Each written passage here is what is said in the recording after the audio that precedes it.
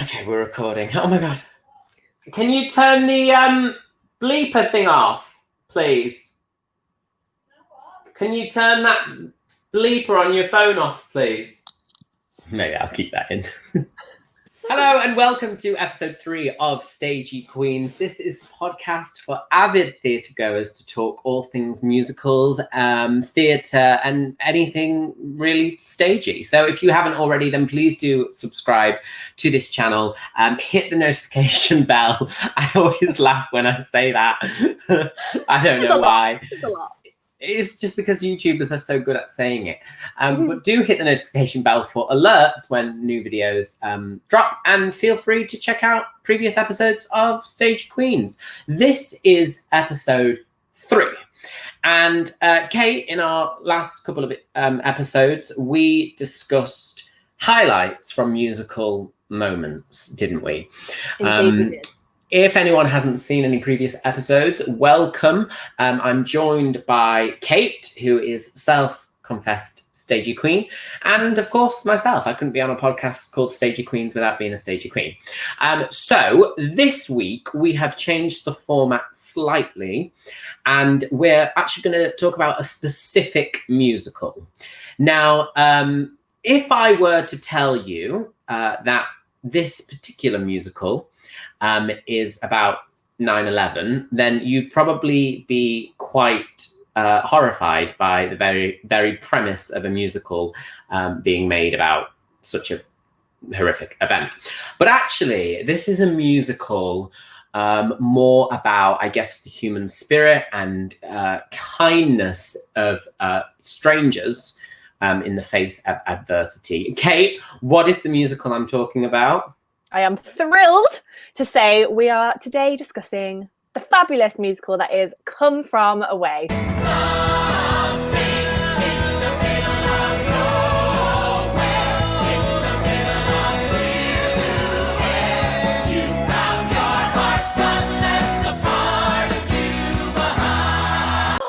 Oh, it's one of my favourites. I'm like obsessed with this musical. Currently, I'd actually say it's in like my top 4 musicals of all time. It's my favourite one that's out there at the minute.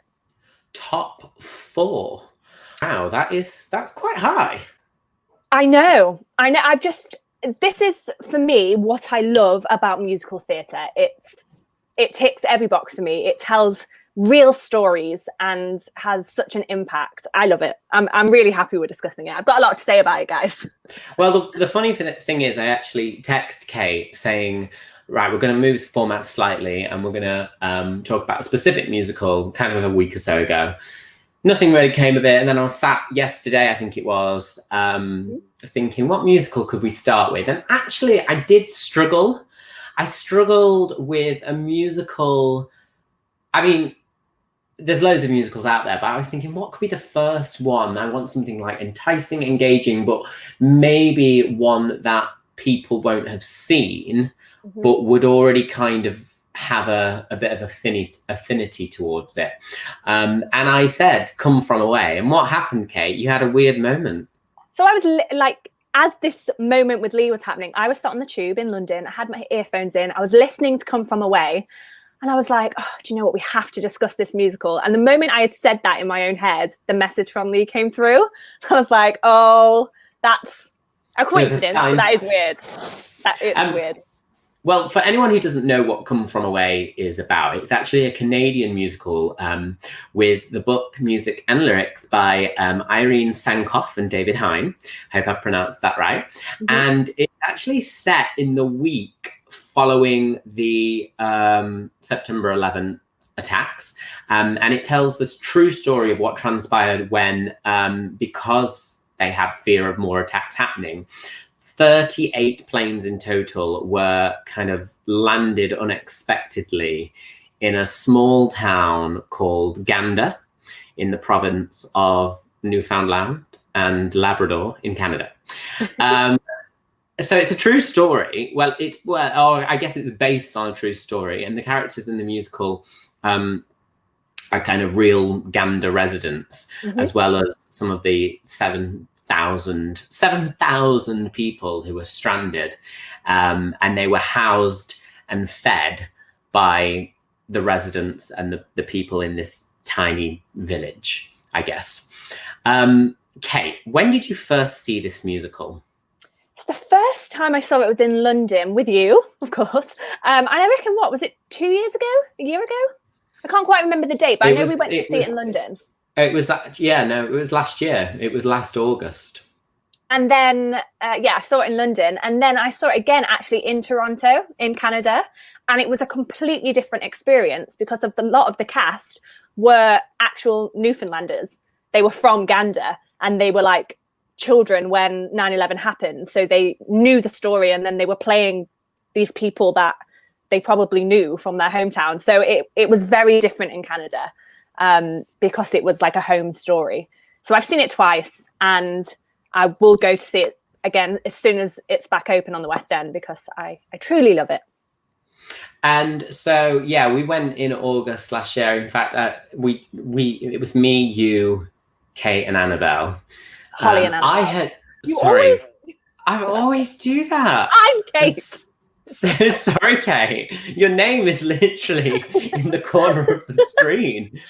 You, Annabelle, Holly, and myself. I had been to see it already. And I was like, the one thing I always remember about Come From Away is I have never experienced an audience all simultaneous. You know, when you go to the theatre and it's good, you've enjoyed it, and you haven't particularly enjoyed it so much that you feel compelled to stand up. Mm-hmm. But then everyone starts to slowly pop up left, right, and centre, and you're in that kind of awkward, like, yeah. And then before you know it, because everyone else is going, oh, all right, we'll stand up. Like, you're a bit like sat there on your own, like almost staging some sort of silent protest. Yeah, I do think standing ovations are too easily given nowadays. And I just think it's kind of a part of the culture. Usually there's a song and everyone starts dancing. So you end up I think it's X Factor and Britain's Got Talent. I genuinely think that has, like, everyone go, oh God, we'll stand up. Yeah. Anyway, so my point there was, you know, I've been in theatres where you're like, oh, I'll stand up. And like, you're almost a bit like, I stood up, but I didn't mean it. But you only stood up because everyone else was. Yeah. I've never been in a show before where simultaneously everyone, it was like they pressed an eject button on everyone's seats at the same time, because everyone just rose to their feet and just gave it an absolute, and that's what it is. It's where you just like, clapping wasn't enough. You have to like get yourself the momentum to get up. And I think also because of the subject matter, it's not, and by the way, it's not like the whole thing isn't doom and gloom. It's quite cheerful, but there's not really like whooping moments like if you went to see something like Mamma Mia. And so I think the audience gets in this place where they're so moved by this show. They literally have to. It's like a pouring of emotion where everyone's like, oh my gosh, what have I just witnessed? That was sensational. And it's so heartwarming. And it really is like everyone's been through this journey together in the audience. It's one of those shows for me. And it has no interval, doesn't it? So it goes straight through, yeah. You go all the way through, which a lot of people would be like, oh, no interval. But it's not too long, if I remember rightly. Also, it keeps you in it. I think some shows, it's a good choice. There are a few shows that do it. And I'm like, where would the break go? It really keeps you into it. And I think that's another reason why at the end, everyone's just like, oh my gosh, we've really like gone through this story with everyone. It's wonderful. It's, for me, what I love about the theatre and about musical theatre is when they take a real story and they truly tell it. And as Lee said, a lot of this is they use the real names of the people. A lot of the cast, if you go on the website, have pictures of the cast next to the real people. A lot of it's verbatim theatre from interviews they did. Verbatim theatre is where they'll speak the lines as they were spoken by the real person. And it's just such a great show. I get very emotional when I watch it. I love it. When we walked out of the theatre, I remember you going, that was remarkable. And you took the mic. So remarkable. But it's because the way you were saying it, you're like, I've never seen such a remarkable No. show in all my life. It's like you just learnt the word remarkable and like heard yourself say it. I couldn't think of a word to describe it. I didn't want to go, oh, that was excellent, that was brilliant. It was truly remarkable. I mean, I'll stand by that statement. It was how they did it around such, you know, as you said at the beginning, 9/11 isn't something that many people would think would be a great subject for a musical. And it isn't about that solely. It is about the human spirit and about people coming together, clubbing together to help people. I mean, you know, 38 planes in total landed in Gander Airport. They needed, so they used a school to like house these people, and everyone was bringing like their bed from home and toilet roll. Like they didn't have a clue this was going to happen, and they kind of scrounged around and happened in the end to make this incredible community of people from every walk of life, every religion, every race, every gender. Like it's just one of those stories that I remember reading about the story before I knew anything about the musical and just thinking, oh, this is what humans can do. This is the good we can do. I was thinking then you were going to say, and I was thinking, oh, this needs to be a musical. And I was right. It is one of those things, though, where actually you can kind of think, oh, I guess you can turn a musical. You could turn anything into a musical, really, with the right writing. It could have been terrible. Like it you know, you need to get the right team. So the way it's played as well, it's multi-characters, isn't it? So the cast, I saw it twice in London. You've seen it over in Toronto, so you've gone even further with that. But the cast was so talented because they played different characters, and you just didn't even notice, did you? It's brilliant. They multi-role around 3 characters each, so like 2 main characters and then a more minor one. And yeah, you really don't realize. Obviously, you know, because I don't think they really leave the stage, but it's incredible because the characters are so different, and not a lot of musicals. I'm trying to think what other musicals that happens in to that extent.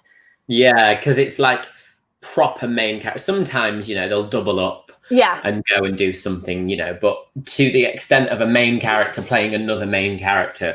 Yeah. The only one I can possibly think of is Avenue Q, even though they're puppets, but it's still kind of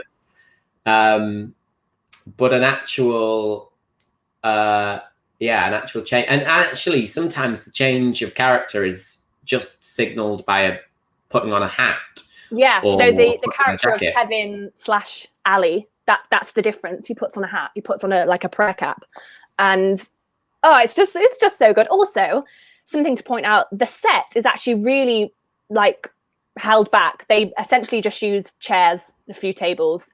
So the chairs are moved into position when they're on the plane, so they look like they're on a plane. Well, we actually have a sneaky little clip of the set, because this is when you and your mum, I believe, were in Toronto, and you're in the theatre waiting for it to start. Let's have a look at this. Guys, we're at the Elgin and Winter Garden Theatre to see Come From Away. And Mum, where are we sat? We're in a box. Give us a royal wave. One thing for the Queen, if we'd been sat in a box. And I mean so you sat in a box in Toronto. Do you want to get any more stagey points? I know. So maybe we should award each other stagey points at the end of each episode and see who wins. Although I really do think it would be quite disappointing.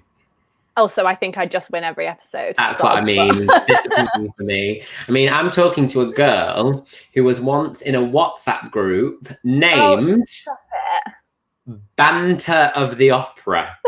I mean, it's a great name. The Banter of the Opera. I know. It is good. It was pure bants. But the one thing, and also one thing to note is it was nominated for loads of awards, and won, I think, Drama Desk Awards and stuff like that for Best Musical. But the Tony Award that it won was the Best Direction, which I would totally agree with, because it's just seamless, isn't it? And it's not very, it's, so for anyone who hasn't seen it and who loves a musical with dances in it and stuff like that, it's not very dancey. It's not very show. And obviously, probably for obvious reasons why it's not high kicks and glitz and the glamour. It's gritty. It's like really a, kind of like a play with a lot music. Of singing and, you know, there's music. Also a lot of humor in it, though. There is also a lot of humor. It's so funny. Because I think maybe that's what keeps people away from it, thinking it would be so sad. But if anything, I'd say it's more heartwarming than sad. Obviously, there's sad moments. But really, it's really funny. Also, I wanted to point out a fact, little fact from Kate. Go on. It is, well, let's say pre-COVID, but it is the longest Canadian musical that's been on Broadway. It passed over Jazz Chaperone, which held the title of, I think it was around 650 performances. So it's currently, when Broadway reopens, the longest running Canadian musical on Broadway. Very good. I'm just wondering how many Canadian musicals there are. It's still a very good title. Let them have it. And it was my fact today. No, it's very good fact, Kate. But again, I'm sat there thinking, you know, it's the longest running musical with the word "come" in it. Okay. Wow. Oh, sorry, hearing that back. Well, moving on to the dancing element of it. It's a lot of stamping. A lot of stamping, and I'm actually going to show you this little clip now, if I can get it on the screen, because it's quite upbeat, isn't it? It's quite like, oh, so this is the scene where they're all, I think they're in the pub, aren't they? They're often in the pub. They've gone to the local pub. Didn't they call them come from awayers? Yeah, because obviously there were so many of them, and it just turned into this population of very few, and they added 7,000 people overnight. And so it was easy to just go, they come from awayers. Excellent. So this is them having a ball, having a piss up, basically. Yeah, to welcome them.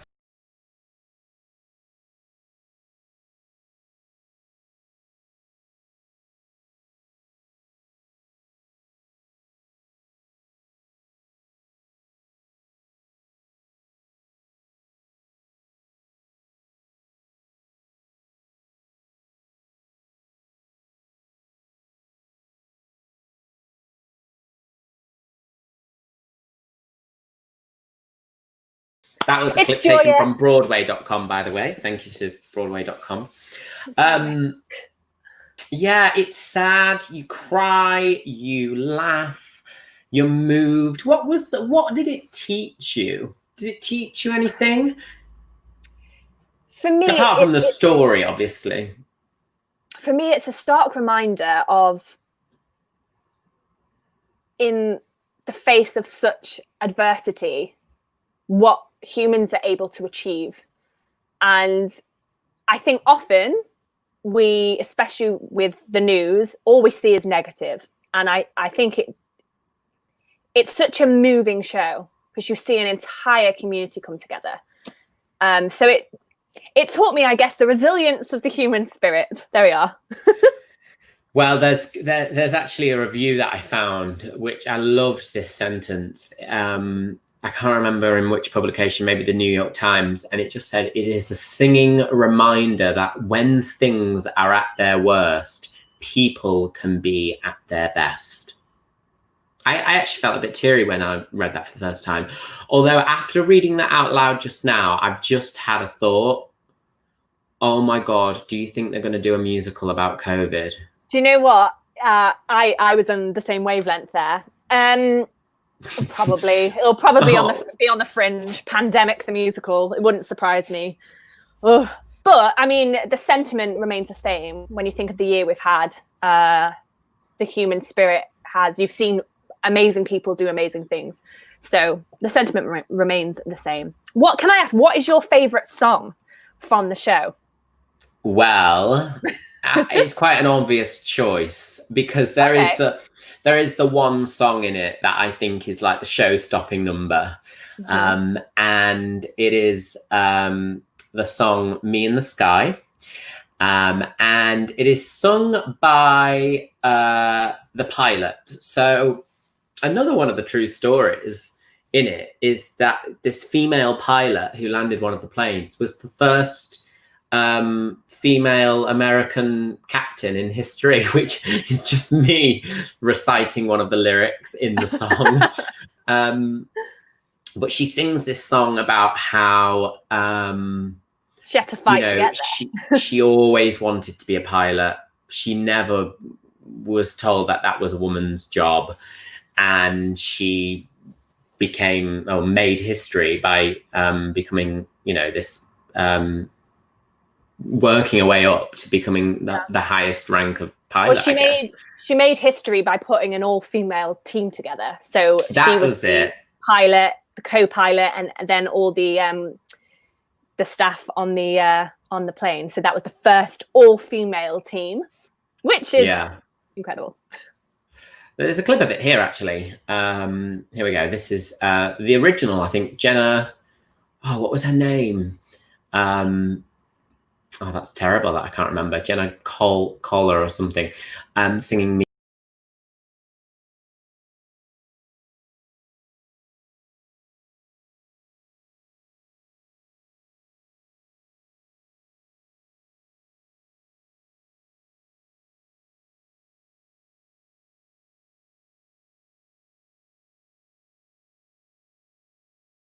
Oh, and I will say that's just a clip. It just carries on getting higher and higher, and the end of it is incredible. So please, after you've finished watching this video and subscribed and give it a thumbs up, go on YouTube and look for the whole version, because it's amazing. Yeah, that's definitely like my favorite moment. Well, favorite song, but there's also moments where there's a gay couple in it that really make me laugh. There's some really funny moments between them.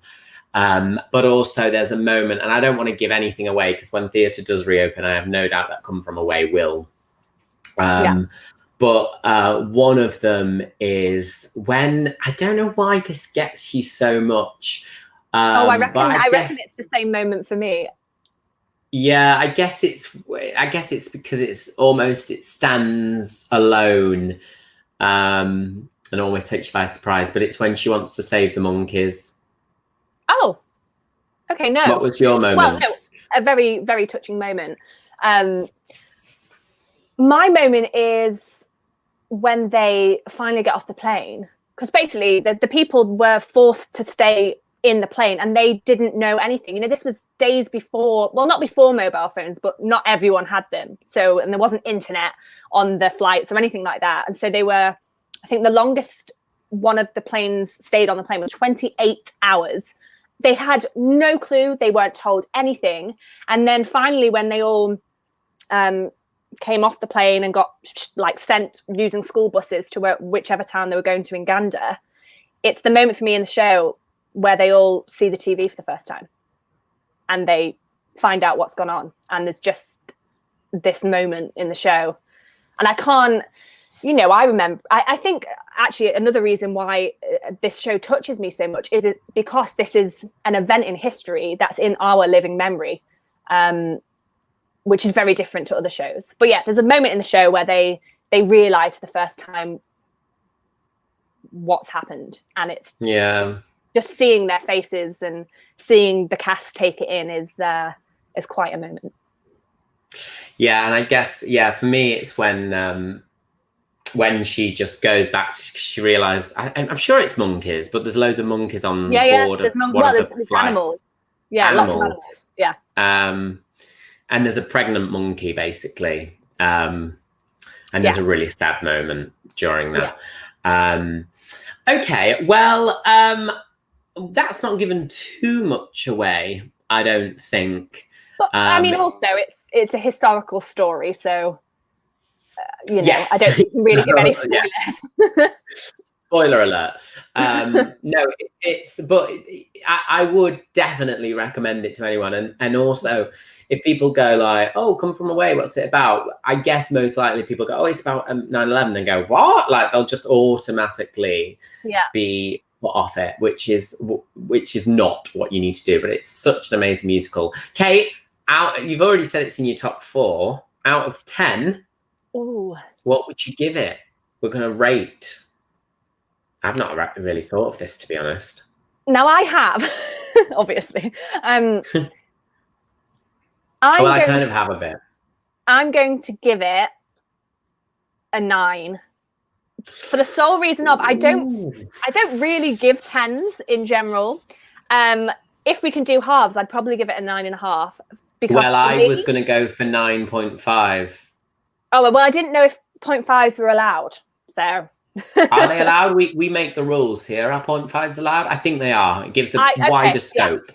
Well, for me, 9.5, because this is the reason I love musical theatre. This is the reason I got into musical theatre, to tell people's real stories. It's my ideal kind of musical. So yes, 9.5 for me. 9.5 for me. We agree. I didn't think you'd give it so high. I knew you loved it, but I don't know. I just didn't expect I'm thinking of the first time I went to see it. The second time I went to see it, it was slightly tainted because of an experience I had in the theatre. But we won't go into that. Yeah. Someone had come from away that night, hadn't they? Hadn't they just? Oh, I feel like I should explain now, because everyone's going to be watching going, oh, you can't. But no, another story for another day. Yes. But the first time I went to see it, I was just blown away by it. And also because it was one of those things where I just didn't really know what to expect. I just heard of this musical called Come From Away, and it was a bit like, oh yeah, we'll go and see it. So yeah, that's Come From Away. Okay, and I put forward call out to everyone who has subscribed on here, and if you have, thank you so much. Thanks for supporting these videos. We very much appreciate it. And if you haven't, then what are you waiting for? Please click the little button below. You should see actually a little circle of my face in the corner of the screen. So do subscribe if you haven't already. Check out previous episodes of Stagey Queens, and also I do loads of stuff on here. Kate often makes appearances, but we had a question from Raspberry Mojito Girl, and she's asked us, what is the least favorite musical you have been to see? Ooh. Okay, now I think what we're going to do is we are going to answer that question next episode. Okay, so thank you for that question, Raspberry Mojito Girl. Next episode, we are going to talk about the least favorite musical we've been to see. But one question that she's also asked is, which musical would you star in if you had the chance? And that is a question I think we can answer right now. So if you had the chance to star in a musical, which would you? Kate. Okay, so I'm going to answer of what is currently, I feel I've got 3 answers. So what currently is in the theatre or post-COVID, it would actually be Janet from Come From Away. That would be a current dream role that I would want to play. My other answers are Millie in Thoroughly Modern Millie. It's one I've played before and one I love. And then the third answer would be I'd like to originate a role. Ooh. Okay, I heard all that. You slightly froze there on different facial expressions that I'm just going to put on them. So you want to originate a role? Yeah, I think. Can you imagine putting your own stamp on an original role in an original musical? I think. Yeah, I guess it'd be less pressure. To do. And also, it's you. Yeah, I'd like to originate the role, but it also be me as the character.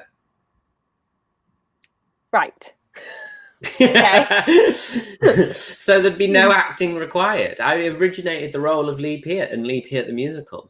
Now, if I had the chance to star in a musical, I think I know what it is. I think I know what it is too. Have a guess? The King in Hamilton. Yeah. Yes, it's a new entry. Yeah. It is the King in Hamilton. Thanks for tuning in, guys. This has been episode 3 of Stagey Queens. Leave a comment below if you enjoyed this. And as I said, please do hit the subscribe button. Send in any questions that you want us to feature on screen, and we'll ask them. Next week, we're going to be answering the question of our least favourite musical. And we'll also be highlighting another musical in our spotlight. Thank you so much. Any thing you want to leave us, whether it's feedback, whether you loved it, whether you hated it, or, you know, preferably don't mention that last bit. Thanks so much. Thanks, Kate. I'm going to go listen to the Come From Away soundtrack. Me too. Bye.